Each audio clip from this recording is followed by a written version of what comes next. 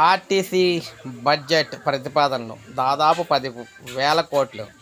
రాష్ట్రంలో ఉచిత బస్సు ప్రయాణానికి సంబంధించి మరింత మెరుగ్గా సేవలందించేందుకు, రాష్ట్రంలో ప్రజా రవాణాను మరింత బలోపేతం చేయడంతో పాటు సేవల్ని ఆధునీకరించడమే లక్ష్యంగా రాబోయే ఆర్థిక సంవత్సరానికి ఏకంగా 10,000 కోట్ల బడ్జెట్ అయితే ప్రభుత్వానికి సమర్పించింది. బడ్జెట్ సన్నాహక సమావేశంలో ప్రభుత్వం చర్చించి ప్రతిపాదనలు అయితే పెట్టింది. నిధులు మొత్తంపై తుది నిర్ణయం తీసుకోబోతున్నారు.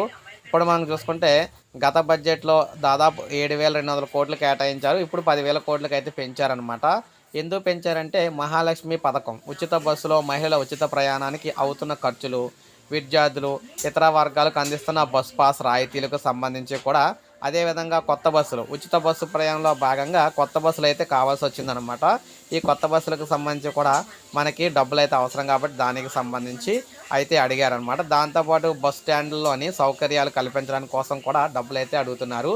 సో, ఈ బడ్జెట్ మనకి ఖచ్చితంగా అమలవుతుంది. ఎందుకంటే ఉచిత బస్సు ప్రయాణం నడుస్తుంది కాబట్టి. సో, వచ్చే ఏడాది ఏప్రిల్ నుంచి ఉచిత బస్సు ప్రయాణం మరింత కొత్త బస్సులైతే వచ్చి మరింత సౌకర్యవంతంగా కాబోతుంది. సో, ఇది అప్డేట్. ఒక లైక్ చేయండి, సబ్స్క్రైబ్ చేసుకోండి. మన ఛానల్ సబ్స్క్రైబ్